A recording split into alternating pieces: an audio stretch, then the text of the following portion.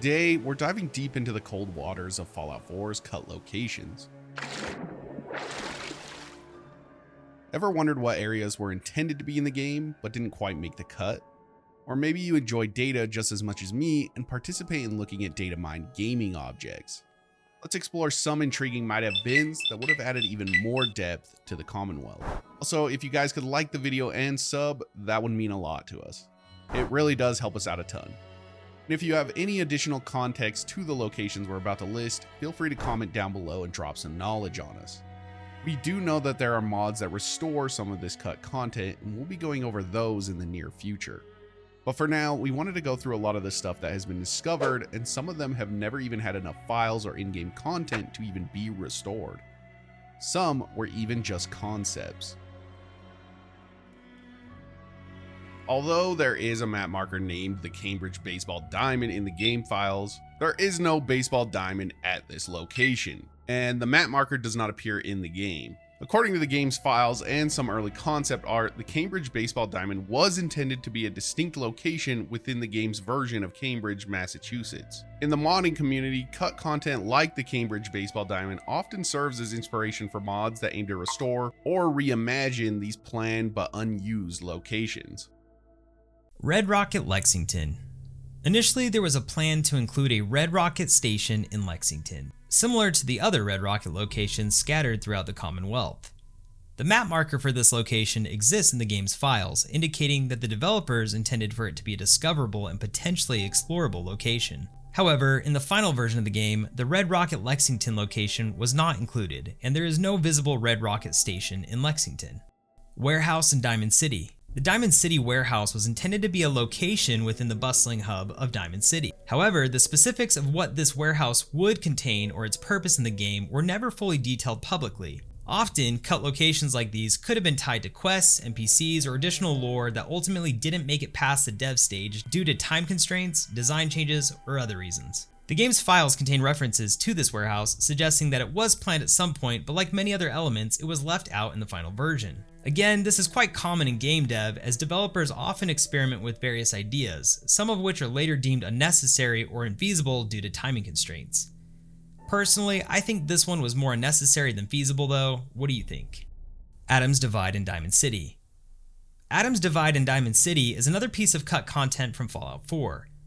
According to unused game files and early dev plans, Adams Divide was supposed to be a location or area within Diamond City dedicated to the followers of the Children of Adam, a religious group in the Fallout series that worships radiation. The existence of Adams Divide in the game's files suggests that the developers intended to include a section in Diamond City where members of the Children of Adam could practice their beliefs or have a presence. This idea aligns with the game's theme of different factions and cultures existing within the post-apocalyptic world of the Commonwealth. However, like other cut content, Adams Divide was removed from the final release of the game. It's not clear why this location was cut, but it's likely due to reasons such as narrative cohesion, development time constraints, or a shift in focus during the game's production. Men's Restroom in Diamond City and Women's Restroom in Diamond City. According to unused game files and early plans for the game, there were supposed to be separate men's and women's restroom locations within Diamond City. These restrooms would have been typical of those found in public spaces, providing more detail and realism to the setting of Diamond City, which is a bustling marketplace built within the remnants of a baseball stadium. While these restrooms were intended to be part of the game, they were ultimately removed before the final release. Personally, I'm not too distraught by the retraction, as it doesn't add a ton of value to have in this game in my opinion. Church of Adam in Diamond City. Early in the game's development, there were plans to include a Church of Adam location within Diamond City. This would have served as a place for the followers of the Children of Adam, again a faction that worships radiation and believes it to be a divine force, to gather and practice their faith. Evidence of this planned location can be found in unused game files, such as scripts, map markers, and assets associated with the Church of Adam in Diamond City. These files suggest that there would have been a presence of the Children of Adam within the city's walls, adding another layer of complexity and diversity to the social fabric of Diamond City. The inclusion of the church would have highlighted the various beliefs and factions existing within the post-apocalyptic world of Fallout 4. Personally, I'm curious to hear what your guys' opinions are. Would you have kept it or cut it?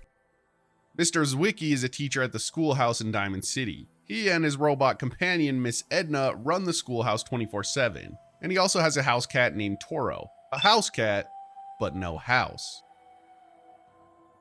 These tunnels were likely intended to add depth to the game's world, offering hidden areas to explore and potentially serving as a setting for quests or as a means for characters to move covertly throughout the city. Evidence of these tunnels can be found in the game's files, where there are references to Diamond City tunnels, including unused map markers and some environmental assets that suggest an underground network. These files indicate that the developers initially planned to have more expansive underground areas within Diamond City. Perhaps the devs thought this would resemble Elder Scrolls a little too much. Strong Room in Vault 114. Vault 114, accessible via Park Street Station, was designed to accommodate Boston's upper class and their families. As part of a social experiment, only prominent local and state government officials, notable community figures, and business elites were chosen for residency. Prospective vault dwellers were informed that they could be sharing the space exclusively with others of similar affluence and influence. Despite the high social standing of the initial inhabitants, the supposed luxury of the vault was greatly overstated to them. In reality, multiple families, selected at random, were expected to share and live in single-room apartments. Dining and bathing would be in shared quarters, and amenities would be extremely minimal. The Strong Room in Vault 114 is a piece of cut content from Fallout 4 that players would have been able to explore. Aside from that, not much is known about the Strong Room. Tunnel in 114. Much like the scrapped idea of tunnels in Diamond City, the tunnel, or tunnels, of Vault 114 was also scrapped. This tunnel might have been designed to add complexity to the vault's layout, offering hidden passages or an alternative route for players to navigate the vault and potentially connect to other parts of the game world, or provide a backdrop for specific quests or encounters. Mr. Donahue was a resident of Sanctuary Hills in 2077 before the Great War. By 2287, he had become a feral ghoul. He was once a neighbor of the sole survivor, and when the news of the Great War reached Massachusetts, he and his wife, Mrs. Donahue, joined the frantic crowd rushing to Vault 111. However, they were denied entry by Vault Tech personnel and armed soldiers because they had not secured a spot. Mr. Donahue informed the sole survivor that applying in advance was crucial, a step that they had missed, leaving them stranded outside the vault gates. Overcome with despair, they faced the nuclear devastation head-on. Though they survived, the radiation caused them to become ghouls and eventually turn feral. More than 2 centuries later, both still wander the Commonwealth and Boston as feral ghouls. Initially, the developers planned for the Donahue family to have a house in Sanctuary Hills, adding to the neighborhood's pre-war atmosphere and giving more context to the area. However, it seems the developers decided the Donahues weren't significant enough to warrant their own residence. Hawthorne Residents in Sanctuary Hills. There were plans to include a house belonging to the Hawthorne family in Sanctuary Hills, the pre-war neighborhood where the sole survivor lived before the Great War. This residence would have contributed to the immersive world building of the game, providing more background and detail about the community in Sanctuary Hills. References to the Hawthorne Residence can be found in the game's files, including unused scripts, dialogue, and environmental assets indicating that this location was at some point part of the devs' plans. Rosa Residence in Sanctuary Hills. The Rosa Residence is a location that was cut from Fallout 4. It was planned to be situated in Sanctuary Hills, where Miss Rosa lived with her son before the Great War. The interior was to feature an empty room with a placeholder door. The intended location of the house can be inferred from the position of its mailbox, which is across the street from the House of Tomorrow and in front of the house that contains a workshop, weapons bench, and power armor station. Daisy's house in Goodneighbor. As far as we know, Daisy lives upstairs from her shop, but this made it to the list. We don't have much to say on this except that we think devs pivoted and placed her living quarters above her shop in the game as opposed to giving her a standalone home in Goodneighbor. Hancocks Strong Room in Goodneighbor. Originally, there were plans for Hancock, the mayor of Goodneighbor, to have a strong room or secure storage area in his residence or within the old state house, which serves as his headquarters. This strong room would likely have contained valuable items, secrets, or served as a location for a quest. Our guess is that the developers scrapped the idea once Hancock's current living quarters became as thorough and as large as they are. Cleo's house in Goodneighbor. Do you remember the discussion we had about Daisy's house in Goodneighbor? The chat we had less than 5 minutes ago about how her living quarters are in the same location as her small business? I think we can say the same about Cleo. Sure, she doesn't have her own standalone residence, but she still is doing pretty well for herself, having a dedicated living area in the same location as her business. With that being said, I'm assuming the developers planned for Cleo to have her own standalone house, much like Daisy. They just never got to it. Crow's Crag Park. Crow's Crag Park was intended to be a location in the game, possibly a park or recreational area within the Commonwealth. Evidence of this planned location exists in the game files, where references to Crow's Crag Park can be found, including unused map markers and some environmental assets. Aside from this minimal amount of info, it may have added a fun detail to what is already a very detailed environment-based game, but ultimately we can deduce that the juice wasn't worth the squeeze to add this location into the game. Great Links 18. We're going to keep this one short and sweet. Having a ghoul-infested golf course would have been a cool addition to the game.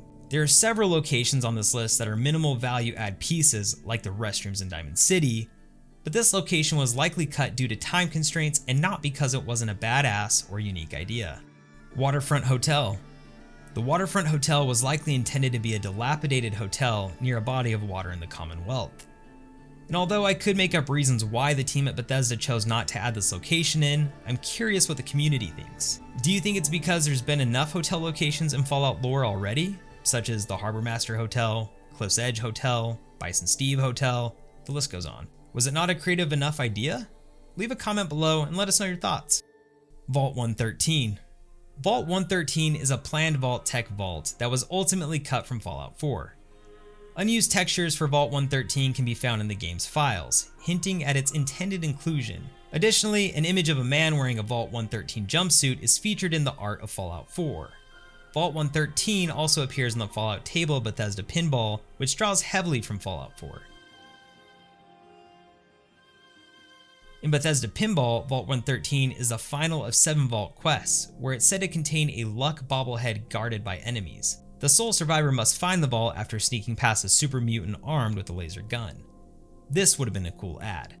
Vault 117 is a vault tech vault that was cut from Fallout 4. It was featured in the documentary The History of Bethesda Game Studios, where a map of the Commonwealth shows Vault 117 located just north of Jamaica Plain. Vault 117 is also referenced in the developer notes and scripting for the traveling vault merchant random encounter. In this encounter, Fred O'Connell is found heading to Vault 81 and will mark its location on the map if spoken to. The use of Vault 117 in the developer notes suggests that the encounter was originally intended to reveal the location of Vault 117 instead of Vault 81. Or maybe that Vault 81 replaced Vault 117 in the final game. Vault 120. Vault 120 is a cut vault tech vault that was planned for Fallout 4, located underwater off the Atlantic coast of Massachusetts in the Commonwealth. This vault would have been featured in the cut quest 20 Leagues Under the Sea, involving a sentient giant squid, which would have served as the vault's overseer. The vault was designed to have a Bioshock-inspired aesthetic. Although the cells for Vault 120 don't exist in the Fallout 4 game files, a complete level based on it can be found in the files of Fallout 76. The first section of Vault 120 would have been the residential area near a gorge. This area would include a submarine's entry point, an unloading zone, and a technical room with aging machinery opposite the main vault entrance, which featured a typical entrance, processing area, and airlock. Players would start near the end of a torpedo tube and make their way through adjacent rooms to reach the vault. From the airlock, players could enter a control room overlooking the submarine bay and move toward the main habitation areas. The route would pass by a potential security room before descending into the main vault, with the underwater gorge visible beyond the windows. The living quarters included a nursery and several apartments with shared layouts, such as a common room with a kitchen annex, bathroom, and bedrooms. Players would navigate through these areas with the main corridor blocked by vault tech crates, forcing them through ruined apartments. Deeper into the vault, players would find 2 caves leading to additional areas. One cave contained structures connected to a workshop, while the other led through gantries ending at a communal room with dining tables, a kitchen, and food storage on the ground floor, and a classroom in another room above. A nearby corridor would lead to an office overlooking the atrium and possibly to a research facility. The quest involving Vault 120 would have required dealing with the giant squid before accessing the walkway connecting the residential and research areas.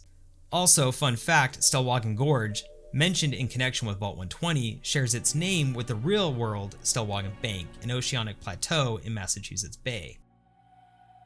Vault 121.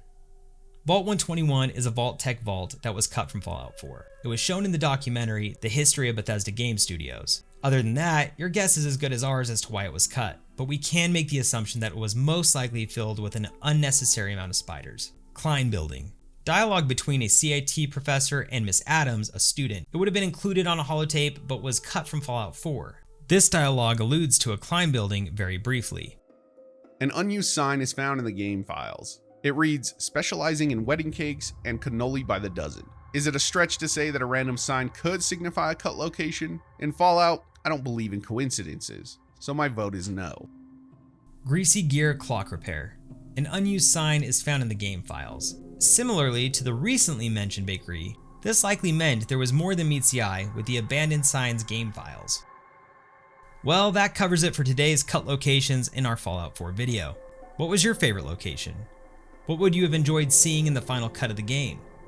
Personally, I would have liked to see the Great Lynx 18 in the final draft, but Fallout 4 is already more wholesome than most RPGs to date, so I'm satisfied with how the final game ended up anyways. Have a great week, guys. We'll see you in the next.